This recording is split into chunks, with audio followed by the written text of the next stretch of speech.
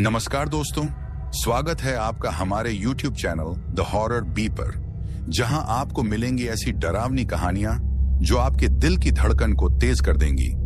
आज की कहानी एक ट्रक ड्राइवर की है जिनका नाम तेज प्रताप है और उन्हें ट्रक चलाते हुए 20 साल से ज्यादा हो गए हैं। तो अब मैं आपको ये कहानी तेज प्रताप के नजरिए से सुनाता हूं। लेकिन कहानी शुरू करने से पहले मैं आपको कहना चाहता हूं कि वैसे तो आपने बहुत सी कहानियां सुनी होंगी, लेकिन आज जो कहानी मैं आपको सुनाने वाला हूं उसे सुनकर आपको बहुत मजा आने वाला है और साथ में डर का एहसास भी होने वाला है।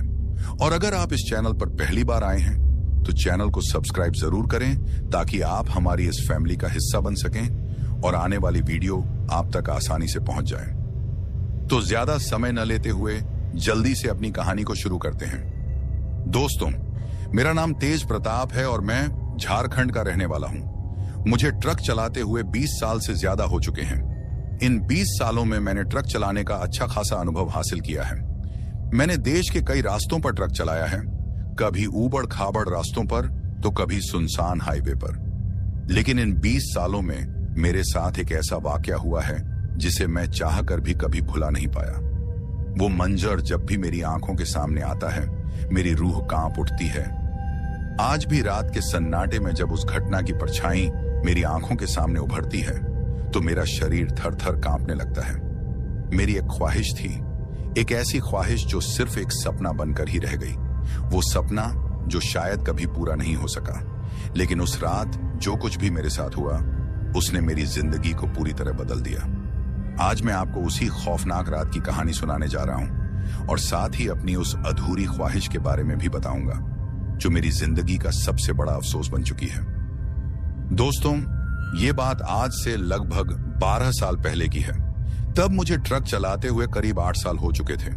मैं एक बड़ी ट्रांसपोर्ट कंपनी के साथ काम करता था, जहां हमें अलग अलग रास्तों पर लंबी दूरी तक सामान पहुंचाने के लिए जाना पड़ता था। मैं कई रास्तों पर चल चुका था और कंपनी के लिए पूरी ईमानदारी से मेहनत करता था। जिस ट्रांसपोर्ट कंपनी में मैं काम करता था उसके मालिक से मेरी अच्छी बनती थी।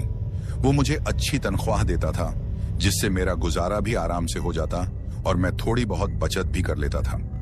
जिंदगी ठीक चल रही थी, काम अच्छा था, पैसा भी सही मिल रहा था और मालिक भी मुझसे खुश था। लेकिन फिर भी मेरे दिल में एक ख्वाहिश थी, एक सपना जो मैं हर दिन देखता था। वो सपना था खुद का ट्रक खरीदने का। मैं हमेशा सोचता था कि एक दिन मेरा भी खुद का ट्रक होगा। मैं अपना मालिक खुद बनूंगा, अपने ट्रक से अच्छे पैसे कमाऊंगा और किसी के आदेश पर नहीं बल्कि अपने दम पर काम करूंगा। यह सपना मेरे दिल में बहुत गहराई तक बसा हुआ था। इसी सपने को पूरा करने के लिए मैंने उस ट्रांसपोर्ट कंपनी में रहकर खूब मेहनत की। मैं बेवजह पैसे खर्च नहीं करता था, हर महीने बचत करता था। मेरा एक ही लक्ष्य था, बस पैसे बचाने हैं और अपना खुद का ट्रक लेना है। सालों तक इस मेहनत में लगे रहने के बाद आखिरकार मैंने अच्छी खासी रकम इकट्ठी कर ली थी। अब वो दिन दूर नहीं था जब मैं अपने सपने को हकीकत में बदल सकता था। हालांकि वो रकम इतनी ज्यादा तो नहीं थी कि मैं एक नया ट्रक ले सकूं, क्योंकि आजकल नया ट्रक लेना कोई आसान बात तो है नहीं। नए ट्रक की कीमत इतनी ज्यादा थी कि उसे लेना मेरे बस से बाहर था। लेकिन हाँ, इतनी रकम मैंने जरूर इकट्ठा कर ली थी कि उसके दम पर मैं एक अच्छा खासा सेकंड हैंड ट्रक ले सकता था। वैसे भी ट्रक चाहे नया हो या पुराना, अगर खुद का हो तो उसकी बात ही कुछ और होती है। सब कुछ अच्छे से चल रहा था। मैं अपने ट्रक को लेकर काम के सिलसिले में एक जगह से दूसरी जगह माल डिलीवर करने जाता रहता। मेरा काम अच्छा खासा चल रहा था, कमाई भी अच्छी हो रही थी। मैं जब भी रास्ते में किसी नए या दमदार ट्रक को देखता तो मेरे दिल में भी वही ट्रक लेने की चाहत जाग जाती। अब मुझे काफी वक्त हो चुका था ट्रक की तलाश करते हुए, लेकिन कोई अच्छा सा ट्रक मिल ही नहीं रहा था। ऐसा नहीं था कि ट्रक मिल नहीं रहे थे, लेकिन या तो उनके दाम आसमान छू रहे होते या फिर उनमें कोई ना कोई खराबी निकल आती। कुछ ट्रक तो इतने पुराने होते कि उन्हें लेने का कोई फायदा ही नहीं होता, और जो ट्रक मुझे सच में पसंद आते उनके मालिक उन्हें बेचने के लिए तैयार ही नहीं होते। हर बार कोई ना कोई अड़चन आ ही जाती। मैं कभी कभी सोचता कि शायद मेरी किस्मत में कोई अच्छा ट्रक लेना लिखा ही नहीं है। कई बार ऐसा हुआ कि मैं किसी डीलर के पास गया, ट्रक भी अच्छा लगा, लेकिन कीमत इतनी ज्यादा होती कि मैं वापस लौट आता। कभी कभी लगता कि कर्ज लेकर ले लूं, लेकिन फिर ये सोचकर पीछे हट जाता कि अगर काम अच्छा नहीं चला तो कर्ज कैसे चुकाऊंगा। इसी उधेड़बुन में दिन बीतते जा रहे थे। मैं जब भी रात को सोने जाता तो बस यही सोचता रहता कि कब मेरी ये तलाश पूरी होगी। सपनों में भी ट्रक ही नजर आते। ये सोच सोच कर मैं और भी बेचैन हो जाता। अब काफी दिन हो चुके थे इसी चक्कर में। एक दिन ऐसे ही बैठे बैठे मुझे अपने चाचा जी का ख्याल आया। मेरे चाचा जी भी एक ट्रक ड्राइवर थे और उन्हें इस काम का काफी तजुर्बा था। उन्होंने न जाने कितने ट्रकों की खरीद फरोख्त में लोगों की मदद की थी। वो ज्यादातर काम के सिलसिले में बाहर ही रहते थे, लेकिन उन दिनों वो घर पर ही थे। मैंने सोचा कि आजकल तो चाचा जी घर पर हैं, क्या पता फिर से काम पर निकल जाए। इससे पहले कि वो कहीं निकलें, मैं उनसे बात कर लूं। अगर वो मेरी मदद कर दें तो शायद मेरी ये परेशानी जल्दी हल हो जाए। अगले दिन सुबह सुबह मैं चाचा जी के पास पहुंच गया। वो घर के बाहर अपनी चारपाई पर बैठे हुक्का पी रहे थे। मैंने जाकर उनके पैरों को छुआ और उनके पास ही बैठ गया। उन्होंने प्यार से मेरे सिर पर हाथ फेरा और बोले, क्या बात है बेटा, बड़े परेशान लग रहे हो। मैंने बिना वक्त गंवाए अपनी सारी परेशानी उन्हें बता दी। मैंने उनसे कहा, चाचा जी, मुझे एक अच्छा सा ट्रक खरीदना है। काफी कोशिश करने के बाद भी मुझे कोई अच्छा ट्रक नहीं मिल रहा है। चाचा जी ने बड़े ध्यान से मेरी बात सुनी और फिर मुस्कुराते हुए बोले, तुम चिंता मत करो बेटा, मैं इस काम में तेरा साथ दूंगा। जब तक तुझे तेरी पसंद का ट्रक नहीं मिल जाता तब तक हम पूरी कोशिश करेंगे। उनकी ये बात सुनकर मेरे मन को एक अजीब सा सुकून मिला। ऐसा लग रहा था जैसे अब मेरी मुश्किलें हल हो जाएंगी। चाचा जी ने मुझे भरोसा दिलाया कि वो जल्दी ही अपने जानने वालों से बात करेंगे और अगर कहीं कोई अच्छा ट्रक दिखा तो तुरंत मुझे बताएंगे। अब मुझे लगने लगा कि शायद मेरी तलाश जल्द ही खत्म हो जाएगी। उस रात मैं पहली बार चैन की नींद सोया। मन में यह भरोसा था कि अब चाचा जी मेरी मदद करेंगे तो एक दिन मेरा सपना जरूर पूरा होगा। अगले दिन मैं बहुत खुश था क्योंकि मुझे इस बात की पूरी उम्मीद थी कि मेरे चाचा जरूर मेरे लिए कोई अच्छा सा ट्रक ढूंढ लेंगे। अब इस बात को कई दिन बीत चुके थे। मैं भी काम में कुछ दिनों तक बिजी रहा। करीब 1 महीने बाद मुझे मेरे चाचा जी का फोन आता है। उनकी आवाज में एक अजीब सी खुशी थी। फिर वो मुझसे कहते हैं, तेरी तलाश खत्म हुई बेटा, मैंने एक ट्रक का पता लगा लिया है। उनके मुंह से ये बात सुनकर मेरी खुशी का ठिकाना नहीं रहा। मैं आपसे उस खुशी को बयां भी नहीं कर सकता। ऐसा लग रहा था जैसे मैं पूरी दुनिया जीतने वाला हूं। एक ट्रक ड्राइवर के लिए उसकी पूरी दुनिया ही उसका ट्रक होता है, उसका घर भी वही होता है और ये बात सिर्फ एक ट्रक वाला ही समझ सकता है। इसके बाद चाचा जी बोले, तुम चिंता मत करो, मैं 2-3 दिन में घर आ रहा हूं। जैसे ही मैं घर पहुंचूंगा तुम्हें बता दूंगा, फिर तुम मुझसे मिलने आ जाना, वहीं बैठकर सारी बातें करेंगे। मैंने कहा, ठीक है चाचा जी, आप आराम से आइए। इसके बाद चाचा जी ने फोन काट दिया, लेकिन मेरी खुशी अलग ही लेवल पर थी। मेरी बरसों की ख्वाहिश अब पूरी होने वाली थी, लेकिन शायद मैं इस बात से बिल्कुल अनजान था कि जिस बात के लिए मैं इतना खुश हो रहा था वो ज्यादा देर तक चलने वाली नहीं थी और आगे चलकर जो मेरे साथ होने वाला था उसकी तो मैंने कभी कल्पना भी नहीं की थी। लगभग 2-3 दिन बाद मुझे मेरे चाचा जी का फोन आया। मैंने फोन उठाया तो चाचा जी ने कहा, बेटा तेज, कहां हो। दोस्तों, मेरे चाचा जी और परिवार के बाकी लोग मुझे प्यार से तेज कहकर बुलाते थे। मैंने फौरन जवाब दिया, चाचा जी, मैं काम के सिलसिले में माल डिलीवर करने गया हूं, बस शाम तक लौट आऊंगा। इसके बाद मैंने फोन काट दिया, मगर अंदर से मेरी खुशी का ठिकाना नहीं था। मैंने जल्दी जल्दी अपना काम निपटाया और जैसे ही शाम को घर पहुंचा तो बिना समय गंवाए सीधा चाचा जी के पास चला गया। चाचा जी ने मुझे देखा और मुस्कुराकर पूछा, कैसा रहा तेरा दिन। मैंने खुश होकर कहा, बिल्कुल बढ़िया चाचा जी। फिर चाचा जी ने मेरी ओर देखा और बोले, तेरा सपना बहुत जल्द पूरा होने वाला है। मेरे एक दोस्त ने तेरे लिए एक अच्छा ट्रक ढूंढ लिया है। कल सुबह ही हम उसे देखने चलेंगे। अगर पसंद आ गया तो कल ही लेकर आ जाएंगे। आखिर अच्छे काम में देरी करना सही नहीं होता। चाचा जी की बात सुनकर मेरी आंखें चमक उठी। मैंने बिना सोचे समझे फौरन हामी भर दी और फिर उनसे कहा, ठीक है चाचा जी, कल सुबह चलेंगे। उस रात मुझे नींद ही नहीं आ रही थी। दिल में बस उसी ट्रक के ख्याल चल रहे थे। बार बार मन में यही सवाल उठ रहा था कि ट्रक कैसा होगा, नया होगा या पुराना, रंग कौन सा होगा, इंजन की आवाज कैसी होगी। ये सब ख्याल मेरे दिमाग में घूम रहे थे। रात किसी तरह कटी। सुबह हुई तो मैं बिना देर किए चाचा जी के पास पहुंचा। चाचा जी पहले से तैयार बैठे थे। मुझे देखते ही बोले, चल तैयार है ना? हाँ चाचा जी बिल्कुल, मैंने उत्साह से कहा। इसके बाद हम दोनों ट्रक देखने के लिए निकल पड़े। वो जगह हमारे गांव से करीब 50 से 60 किलोमीटर दूर थी।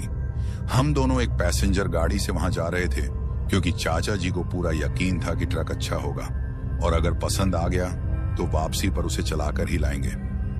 लगभग 2 घंटे के सफर के बाद हम उस जगह पर पहुंच ही गए।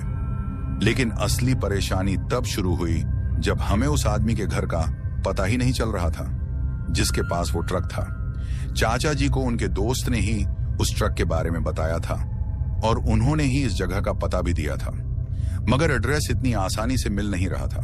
थोड़ी देर इधर उधर भटकने के बाद चाचा जी ने अपने दोस्त को फोन मिलाया और दोबारा उस एड्रेस का पता करने लगे। उनके दोस्त ने उस आदमी का नंबर चाचा जी को दिया जिसके पास वो ट्रक था। फिर चाचा जी ने तुरंत उस आदमी को फोन किया। फोन पर बात करते हुए उस आदमी ने बताया कि हम जिस जगह खड़े हैं वहां से उसका घर सिर्फ 1 किलोमीटर की दूरी पर है, लेकिन हम 1 किलोमीटर पहले ही उतर चुके थे। अब हमारे पास कोई और रास्ता नहीं था, इसलिए हम पैदल ही उस सड़क पर चल पड़े। कुछ ही देर में हम उस आदमी के घर के पास पहुंच गए। जैसे ही हम वहां पहुंचे, मेरी नजर उसके घर के सामने खड़े एक ट्रक पर गई। वो ट्रक देखने में ठीक ठाक हालत में लग रहा था, लेकिन उस पर जमी धूल और मिट्टी देखकर साफ पता चल रहा था कि वो कई महीनों से वहीं खड़ा है। हालांकि ट्रक ज्यादा पुराना भी नहीं लग रहा था। मैं धीरे धीरे उस ट्रक के पास गया और उसे गौर से देखने लगा। तभी एक आदमी हमारे पास आया और हमारे बारे में पूछने लगा। चाचा जी ने कहा, हाँ हम ही हैं जो ट्रक खरीदने आए हैं। उस आदमी ने हमसे हालचाल पूछा और फिर हमें अपने घर के अंदर ले गया। अंदर जाकर उसने बताया कि ये ट्रक उसके पिता का था जो इसे खुद चलाते थे। उनके गुजर जाने के बाद ये ट्रक बस ऐसे ही खड़ा रह गया। फिर उसने कहा, मेरी अपनी एक दुकान है और मुझे ट्रक चलाना भी नहीं आता, इसलिए मैं काफी समय से एक अच्छे खरीदार की तलाश कर रहा था। इसके बाद वो आदमी और चाचा जी ट्रक खरीदने की बात करने लगते हैं। थोड़ी देर बातचीत के बाद सौदा पक्का हो जाता है। मुझे भी वो ट्रक पसंद आ गया था। देखने में अच्छा था, बस थोड़ी सफाई की जरूरत थी। सफाई के बाद वो एकदम नया जैसा लगने लगेगा। फिर उस आदमी ने कहा, कल आ जाइए, मैं ट्रक की अच्छे से सफाई करवा दूंगा। लेकिन मुझे तो ट्रक को घर ले जाने की जल्दी थी। शायद चाचा जी भी मेरी इस बेचैनी को समझ रहे थे, इसलिए हमने उस आदमी से कहा, कोई बात नहीं, हम खुद ही इसकी सफाई करवा लेंगे। वो आदमी मान गया और उसने हमें ट्रक की चाबी दे दी। अब ट्रक हमारा हो चुका था, लेकिन जब हम उसे घर ले जा रहे थे तब असली दिक्कत शुरू हुई। ट्रक कई महीनों से खड़ा था, इसलिए स्टार्ट करने में परेशानी हो रही थी, मगर चाचा जी ने आखिरकार उसे स्टार्ट कर ही लिया और हम उसे लेकर घर पहुंच गए। घर पहुंचकर मैं बहुत खुश था। जो सपना मैंने इतने समय से देखा था वो आज पूरा हो गया था, लेकिन शायद ये मेरी सबसे बड़ी गलतफहमी थी। वो खुशी बस कुछ ही वक्त की थी। मैं इस बात से बिल्कुल अनजान था कि आगे इस ट्रक की वजह से मेरे साथ जो होने वाला था उसे मैं अपनी जिंदगी में शायद कभी भी भुला नहीं पाऊंगा। ट्रक को लेकर जब हम घर पहुंचे थे तब तक शाम ढल चुकी थी। घर पहुंचकर चाचा जी मुस्कुराते हुए बोले, अब तो खुश हो ना तुम? तुम्हारा ट्रक खरीदने का सपना जो पूरा हुआ है। मैंने भी खुशी से कहा, बिल्कुल चाचा जी, आज मैं बहुत खुश हूं। उसके बाद मैंने चाचा जी का शुक्रिया अदा किया और उनसे कहने लगा, यह सब आपकी वजह से ही मुमकिन हो पाया है। दोस्तों, रास्ते में ट्रक चलाते हुए हमें कोई भी दिक्कत नहीं आई। हाँ, जब पहली बार ट्रक स्टार्ट किया था तब थोड़ी दिक्कत हुई थी, लेकिन मुझे पता था कि यह ट्रक काफी समय से खड़ा रहा है, इसलिए ऐसा हुआ होगा। उसके बाद चाचा जी चले जाते हैं और मैं भी अपने कमरे में चला जाता हूं। उस रात मैं चैन की नींद सोया था। मन में एक अलग सी खुशी थी कि आज मेरे पास खुद का एक ट्रक है। अब मैं उस ट्रक का मालिक बन चुका हूं। सुबह उठते ही सबसे पहले मैं ट्रक की सफाई में जुट जाता हूं। जैसे ही मैंने ट्रक को धोकर साफ किया, वो एकदम नया जैसा लगने लगा था। चमकती हुई बॉडी, साफ शीशे और नए टायर देखकर दिल को अजीब सी संतुष्टि मिल रही थी। मन ही मन सोच रहा था, मैंने बहुत अच्छे दाम में यह ट्रक लिया है। जितने पैसों में मुझे यह ट्रक मिला, उतने में तो ऐसा ट्रक मिलना बहुत मुश्किल था। अब यह मेरी अच्छी किस्मत थी या कुछ और, यह मैं नहीं जानता था। ट्रक को साफ करने के बाद मैं पास के मंदिर में चला जाता हूं और भगवान का आशीर्वाद लेकर वापस आता हूं। लेकिन लौटते समय मैं वहां से कुछ फूल ले आता हूं। फिर उन्हीं फूलों को मैं ट्रक के अंदर सजा देता हूं। ट्रक के शीशे पर फूलों की माला टांग देता हूं। मन में अजीब सी खुशी और गर्व महसूस हो रहा था। इसके बाद मैं ट्रक को खड़ा करके अपनी कंपनी के पुराने ट्रक को लेकर काम पर चला जाता हूं। क्योंकि अभी नए ट्रक के पेपर का काम पूरा नहीं हुआ था, इसलिए उसे चलाने में थोड़ा समय लगने वाला था। अब शाम को जब मैं घर लौटता हूं तो दिल में काफी खुशी थी, लेकिन असली खेल तो अब शुरू होना था। मैं उत्सुकता से ट्रक के पास गया और उसके अंदर चढ़ा। लेकिन जैसे ही मेरी नजर ट्रक के अंदर पड़ती है, मैं हैरान रह जाता हूं। मुझे कुछ समझ ही नहीं आ रहा था कि ये सब क्या हो रहा है। दोस्तों, मैं देखता हूं कि सुबह जो ताजा फूल मैंने ट्रक में सजाए थे, वो पूरी तरह से काले पड़ चुके हैं, एकदम सड़े गले, जैसे कई महीनों से वहां रखे हुए हों। उनकी हालत इतनी खराब थी कि देखने से ही घिन आ रही थी। मैंने तुरंत फूलों को उठाया। वो एकदम नरम और गल चुके थे। उनमें से अजीब सी दुर्गंध आ रही थी। इसके बाद मैं काफी हैरानी से सोचने लगा कि ये कैसे हो सकता है। सुबह तो ये फूल ताजा थे, फिर अभी इनकी ऐसी हालत कैसे हो गई। मैंने खुद को समझाने की कोशिश की। शायद फूलों में ही कोई खराबी होगी, इसलिए इनकी ऐसी हालत हुई है। लेकिन कहीं ना कहीं मेरा मन यह बात मानने को तैयार नहीं था। सवाल तो उठ रहे थे, मगर मैंने उन्हें नजरअंदाज कर दिया। मैंने सोचा, ज्यादा सोचने की जरूरत नहीं है। मगर मुझे क्या पता था कि यह तो बस शुरुआत थी। कई दिन बीत जाते हैं। आखिरकार मेरे ट्रक के पेपर का काम पूरा हो जाता है। अब मैं कंपनी के पुराने ट्रक को छोड़कर अपने नए ट्रक को चलाने लग जाता हूं। सब कुछ सामान्य लग रहा था, लेकिन हकीकत में कुछ भी सामान्य नहीं था। क्योंकि जिस ट्रक को मैं अपनी खुशियों की शुरुआत मान रहा था, असल में वही ट्रक मेरी जिंदगी का सबसे बड़ा डर बनने वाला था। अब मेरे साथ ऐसी घटनाएं होने वाली थीं जिनकी मैंने कभी कल्पना भी नहीं की थी। दोस्तों, अगले दिन मुझे माल लेकर अपने शहर से दूसरे शहर जाना था। इस सफर में मुझे पूरे 2 दिन लगने वाले थे। मैं काफी ज्यादा खुश भी था, क्योंकि ये सफर मैं अपने खुद के ट्रक से करने वाला था।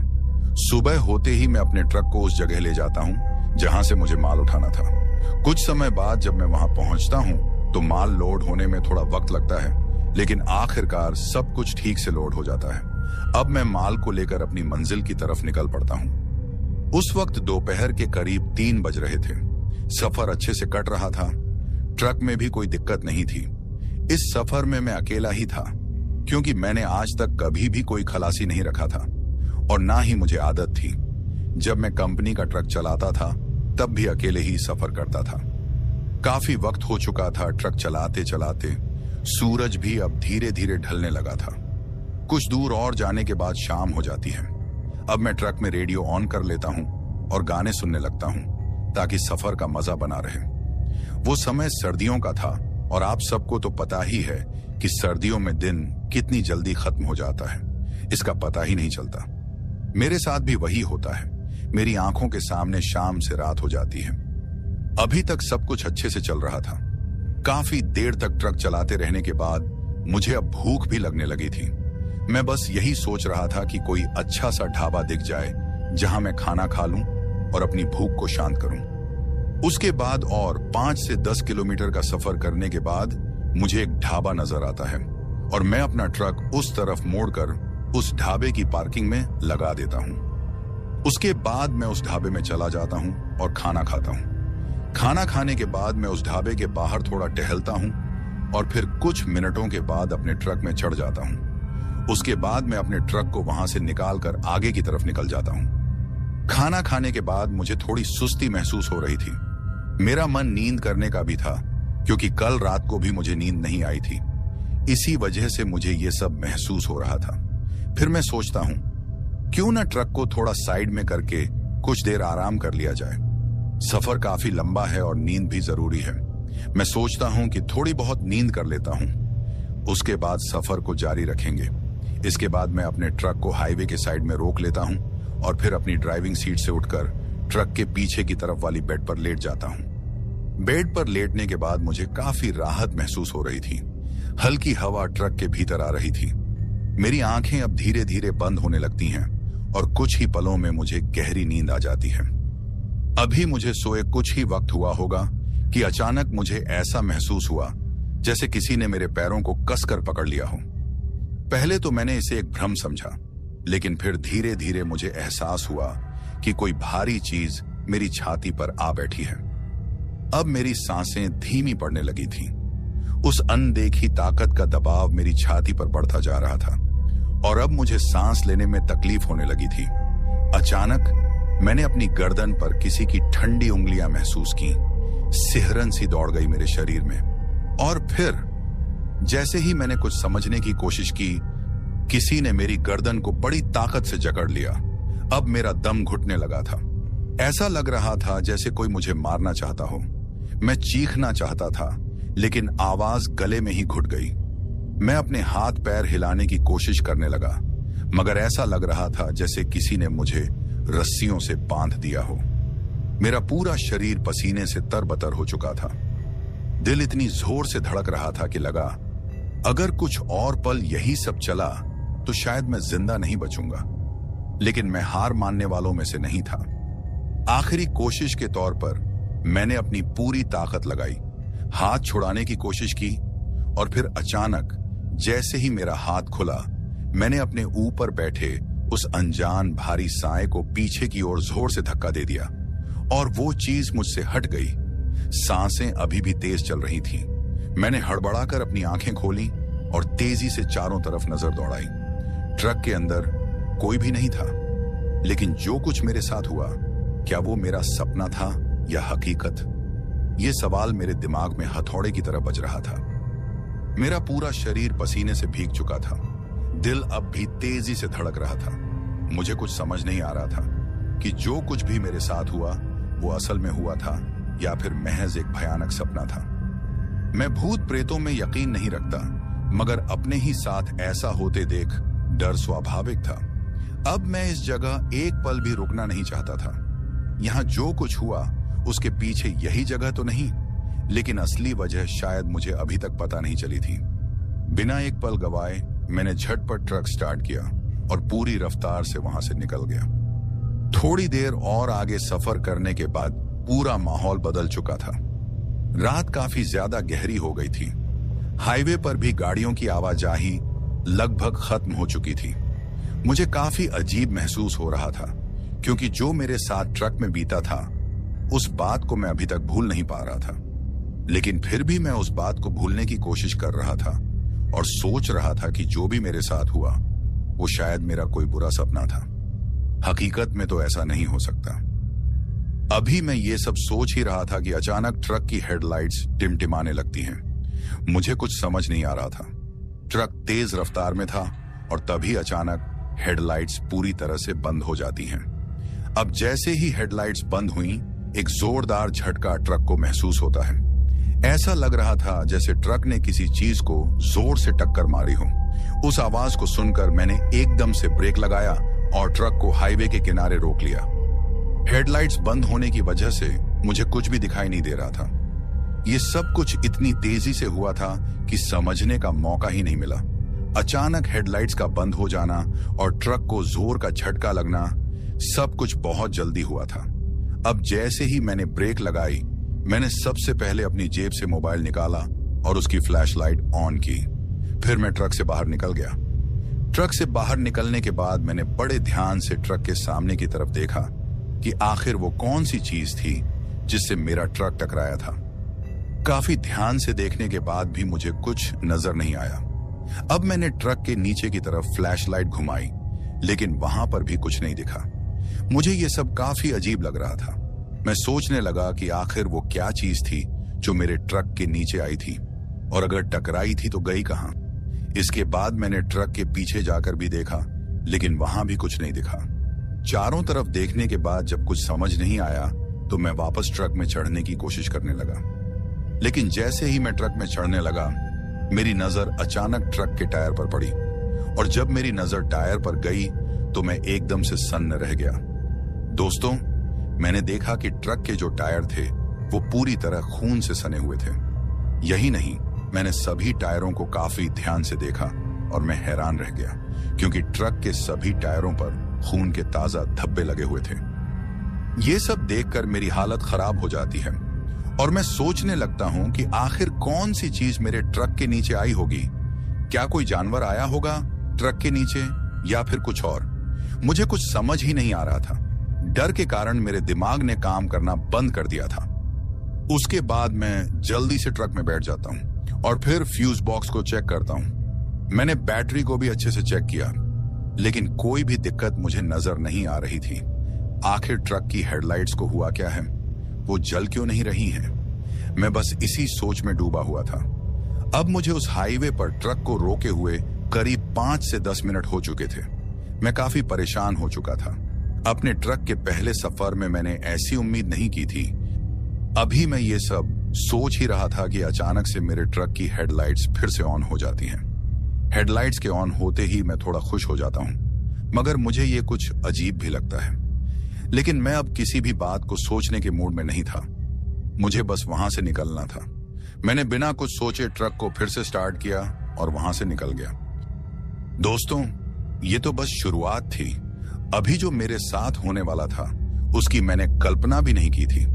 उसके बाद मैं ट्रक को तेजी से चलाता रहता हूं। अभी मैं ट्रक को चला ही रहा था कि तभी मेरी नजर अपने ट्रक के अंदर के शीशे पर पड़ती है, और जैसे ही मेरी नजर कुछ सेकंड के लिए उस शीशे पर पड़ती है, मैं काफी ज्यादा डर जाता हूं। उस शीशे में मैंने किसी को अपने पीछे बैठे देखा, लेकिन मेरी नजर सिर्फ कुछ सेकंड के लिए ही देख पाई।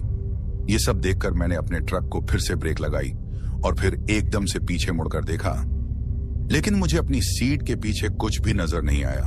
मैं काफी डर चुका था, लेकिन फिर मैं सोचता हूं कि ये मेरा वहम हो सकता है। मैं बार बार खुद को झूठी तसल्ली दे रहा था। उसके बाद मैं फिर से अपने ट्रक को स्टार्ट करता हूं और वहां से आगे की ओर बढ़ जाता हूं। जो कुछ मेरे साथ बीत रहा था, आज से पहले कभी मेरे साथ ऐसा नहीं हुआ था। मुझे थोड़ा सा शक अब ट्रक पर भी हो रहा था, लेकिन मेरा दिल मानने को तैयार नहीं था। मैं बस यही सोच रहा था कि नींद पूरी न होने की वजह से ये सब वहम मेरे साथ हो रहे हैं। लेकिन फिर भी जो जो मेरे साथ अभी तक हुआ था उसको मैं भूल नहीं पा रहा था। ये सब होने के बाद भी मैं ट्रक को चलाता रहता हूं, क्योंकि मैं अब कहीं भी रुकना नहीं चाहता था। बस मैं सुबह के होने का इंतजार कर रहा था। लेकिन सुबह होने में अभी काफी देर थी। उसके बाद कुछ देर तक सब नॉर्मल रहता है। लगभग 10 से 15 किलोमीटर और आगे ट्रक चलाने के बाद ट्रक के अंदर से एक अजीब सी गंदी बदबू आने लगती है। अब जैसे जैसे ट्रक आगे बढ़ रहा था, बदबू और भी तेज होती जा रही थी। दोस्तों, वो बदबू ऐसी थी जैसे किसी के बाल या किसी जानवर के बाल आग में जल रहे हों। मेरा सांस लेना उस ट्रक के अंदर मुश्किल हो रहा था। उस सर्द रात में मैंने अपने ट्रक के शीशे को खोल दिया ताकि मैं अच्छे से सांस ले सकूं, क्योंकि वो बदबू बर्दाश्त के बाहर हो रही थी। हालांकि मैं ट्रक रोक सकता था, लेकिन उस सुनसान सड़क पर रुकना मुझे ठीक नहीं लग रहा था। मैं किसी भी मुसीबत को अपने ऊपर नहीं लाना चाहता था, लेकिन शायद मैं इस बात से अनजान था कि जिस मुसीबत की मैं बात कर रहा हूं वो तो मेरे साथ ही है। अब ट्रक चलाते चलाते मुझे ऐसा महसूस होता है जैसे कोई मेरे बगल में बैठा हुआ हो। उसके बाद मैं अपनी नजर को उस तरफ करता हूं, लेकिन मुझे वहां कोई भी नजर नहीं आता। अब थोड़ी देर बाद मुझे फिर से ऐसा लगने लगता है जैसे इस बार फिर से कोई मुझे काफी ध्यान से देख रहा है, और इस बार मैं फिर से अपने बगल में देखने की कोशिश करता हूं। लेकिन इस बार जैसे ही मैं अपनी नजर अपने बगल की ओर घुमाता हूं, मेरी हालत खराब हो जाती है और मेरी रूह कांपने लग जाती है। उस चीज को देखकर मेरी आंखें फटी की फटी रह जाती हैं। दोस्तों, मैं देखता हूं कि मेरे बगल में एक आदमी बैठा हुआ है, जो देखने में तो इंसान नहीं लग रहा था। उसका मुंह पूरी तरह से जला हुआ दिखाई दे रहा था। उसकी आंखें बाहर की ओर दिखाई दे रही थीं, एकदम सफेद। उसका जिस्म भी पूरी तरह से जला हुआ दिखाई दे रहा था, और शायद ये बदबू उसी से आ रही थी। उसके लंबे नाखून और बड़े बड़े कान थे। सर पर बड़े बड़े सफेद बाल नजर आ रहे थे जो उसे और भी भयानक बना रहे थे। उसके एक होंठ कटा हुआ था जो कि उसके मुंह से बाहर लटका हुआ दिखाई दे रहा था और उसके मुंह से खून की लार भी टपक रही थी। ऐसा नजारा देखकर मैं काफी ज्यादा डर जाता हूं और मेरे हाथ पैर काम करना बंद कर देते हैं। मेरे हाथ मानो जैसे स्टीयरिंग पर जम से गए हों। एक लाश की तरह मैं उसे देख रहा था। ट्रक अब किसी भी वक्त काबू से बाहर होने वाला था क्योंकि मेरे जिस्म ने जैसे काम करना बंद कर दिया था। अब किसी भी वक्त ट्रक का एक्सीडेंट हो सकता था। इतना तो मुझे पता चल चुका था कि यह जरूर कोई प्रेत है, लेकिन उसे अपने साथ इस तरीके से बैठा देखकर मेरी घिघी बंध गई थी। अब वो प्रेत मुस्कुराने लग जाता है। उसको इस तरह से मुस्कुराते देख मेरी हालत और भी खराब हो जाती है और अब मेरे ट्रक का बैलेंस भी बिगड़ने लगता है क्योंकि ट्रक पर मेरी कमांड न होने की वजह से वो सामने की तरफ एक बड़े पेड़ से टकरा जाता है। ट्रक के टकराने के बाद मुझे कुछ भी पता नहीं चलता और मैं बेहोश हो जाता हूं। लेकिन जब मुझे होश आता है तो मैं देखता हूं कि मेरे ट्रक के पास बहुत से लोग खड़े हैं और वो सब मिलकर मुझे उस ट्रक से निकालकर एक एम्बुलेंस में डालते हैं। उसके बाद मैं फिर से बेहोश हो जाता हूं और फिर मैं कई दिनों तक अस्पताल में भर्ती रहता हूं। अस्पताल से ठीक होने के बाद मैं सारी बात अपनी फैमिली और अपने चाचा जी को बताता हूं। मेरी बात सुनकर सभी को अजीब लगता है और वो डर भी जाते हैं। मेरी माँ इन चीजों पर विश्वास करती थी और जो मेरे साथ अभी तक हुआ था फिर मैं भी उस बात को मान रहा था। उसके बाद मेरी माँ मुझसे कहती है कि बेटा, इस ट्रक को फौरन उसे वापस कर दे जहां से इसको लेकर आया है। माँ की बात सुनकर मैं भी मान जाता हूं और अस्पताल से ठीक होकर मैं और चाचा वापस उस ट्रक को लेकर उस आदमी के पास चले जाते हैं। फिर उस आदमी से वो सब कुछ बताते हैं जो मेरे साथ हुआ था। मेरी बातों को वो आदमी काफी ध्यान से सुन रहा था। उसके बाद वो मुझसे कहता है कि ये ट्रक आज पहली बार वापस नहीं आया, इससे पहले भी 2 लोगों ने इसे वापस किया है। उसके मुंह से ऐसा सुनकर मैं और चाचा जी हैरान हो जाते हैं और वो हमसे ये भी कहता है कि ये मेरे पिता का ट्रक था और उनकी मौत इसी ट्रक में हुई थी। शायद उनकी आत्मा नहीं चाहती कि ये ट्रक किसी और को बेचा जाए। उसके बाद वो आदमी कुछ दिनों बाद हमारे पैसे भी वापस कर देता है। मैं और चाचा जी उस ट्रक को वहीं छोड़कर वापस आ जाते हैं। हमने ट्रक के एक्सीडेंट के बाद उसे ठीक से बनवा कर वापस दिया था। उसके बाद मैंने कभी भी दूसरा ट्रक लेने के बारे में सोचा भी नहीं और मैंने फिर से उसी ट्रांसपोर्ट कंपनी को वापस से ज्वाइन किया और आज भी वहीं काम कर रहा हूं। तो दोस्तों, कैसी लगी हमारी ये कहानी? अगर आपको ऐसी और भी कहानियां सुननी हैं, तो हमारे चैनल को सब्सक्राइब करना बिल्कुल मत भूलिएगा। अब चलते हैं उन दोस्तों की ओर जिन्होंने हमारी पिछली कहानी पर कमेंट करके हमें अपना प्यार और समर्थन दिया। तो चलिए सबसे पहले उनका नाम लेते हैं। पहले हैं रत्ना माणिक असम से, गजेंद्र सिंह हैं गुजरात से, राज शर्मा हैं अमृतसर पंजाब से, दीपाली शर्मा हैं जम्मू से, मंगला तामांग हैं नेपाल से, मनु प्रिंसेस हैं पाकिस्तान से, तौसीफ अंसारी हैं इलाहाबाद उत्तर प्रदेश से, प्रसेनजीत मानसी हैं बिष्णुपुर उत्तर दिनाजपुर से, शारजील हैं कराची पाकिस्तान से, रविंद्र हैं आगरा उत्तर प्रदेश से, पूनम मंडल हैं असम से, रुपेश तूफानी हैं चंदौली उत्तर प्रदेश से, नवाब खान हैं हसन नगर हैदराबाद से, शोभा अशोक हैं सिरसा हरियाणा से, बबीता पासवान हैं दिल्ली से, श्याम महतो हैं बिहार से, भूपेंद्र हैं छत्तीसगढ़ से, रुपेश दीवान हैं छत्तीसगढ़ से, फारूक हैं बांग्लादेश से, वसीम शेख हैं सोलापुर महाराष्ट्र से, रतन कश्यप हैं बाराबंकी उत्तर प्रदेश से, मोहसिन हैं धुबरी असम से, गोरी नारायणी हैं कोटा से, कंघी हैं अरुणाचल प्रदेश से, नूर आलम हैं गढ़वा झारखंड से, राज पासवान हैं उत्तर प्रदेश से, मोहम्मद रुस्तम हैं कराची पाकिस्तान से, फैसल हैं मस्कट से, कमल श्रीवास्तव हैं नोएडा से, शम्मी हैं कपूरथला पंजाब से, राहुल हैं असम से, प्रशांत माटे हैं नागपुर महाराष्ट्र से, सुमन खटीक हैं अहमदाबाद गुजरात से, प्रणब मंडल हैं असम से, रबिन हाजरा हैं हावड़ा बगनान से, विक्की हैं मलोट शहर पंजाब से, गुरविंदर सिंह हैं जापान से, मृत्युंजय डक हैं बंगाल से, अरविंद सहाना हैं गोरखपुर से, राहुल खान हैं बिहार से, जावेद हैं असम से, राहुल हैं पाली, राजस्थान से, बुलबुल हैं असम से, जीवन हैं नेपाल से, जहीर हैं पेशावर, पाकिस्तान से, मोबीन हैं उत्तर प्रदेश से, साकिब हैं कराची, पाकिस्तान से, बिस्वजीत हैं सिलीगुड़ी, पश्चिम बंगाल से, जिब्रान हैं कराची, पाकिस्तान से, अभिषेक हैं सिक्किम से, सब्जार बिल्लू हैं कश्मीर से, उस्मान हैं पाकिस्तान से, मनोज हैं पुणे से, रीनू कुमारी हैं हरियाणा से, फरीद हैं कराची पाकिस्तान से, सन्यासी रॉय हैं केरल से, ज्योति सहानी हैं गोरखपुर से, सोमू सक्सेना हैं हरदोई से, सुदेश हैं अनमोड़ घाट गोवा से, अशोक आर्य हैं गाजियाबाद से, राकेश हैं झारखंड से, उमर फारूक हैं कर्नाटक से, शरीफ अंसारी हैं उत्तर प्रदेश से, असीम हैं गुलबर्गा कर्नाटक से, संजय चौहान हैं पश्चिम बंगाल से, प्रियांशु हैं झारखंड से, मोतीराम हैं बस्तर चंडीगढ़ से, अमरजीत सिंह हैं मोहाली पंजाब से, सिमरन कटानी हैं पंजाब से, राजू ठाकुर हैं भोपाल से, शमा खान हैं रावलपिंडी पाकिस्तान से,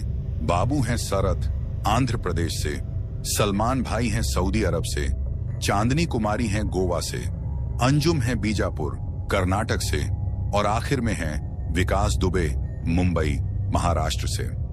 तो दोस्तों, ये थे उन लोगों के नाम जिन्होंने हमारी पिछली कहानी पर कमेंट करके हमें बताया कि वो कहां से हमारी कहानियां सुनते हैं और उन्हें हमारी कहानी कैसी लगी। इसके साथ ही अगर किसी का नाम छूट गया हो तो वो कमेंट करके जरूर बताना, आने वाली वीडियो में उनका नाम जरूर लिया जाएगा। दोस्तों, हमारी पिछली कहानी पर आप सब ने इतना प्यार दिया जिसके कारण हमने 10,000 सब्सक्राइबर्स की संख्या को पार कर लिया है। इस प्यार के लिए मैं आप सभी का तहे दिल से शुक्रगुजार हूं और मैं बस इतना कहना चाहता हूं कि ऐसे ही अपना प्यार बनाए रखें। इसके साथ ही मैं आप सबसे अलविदा कहना चाहता हूं। बाय दोस्तों।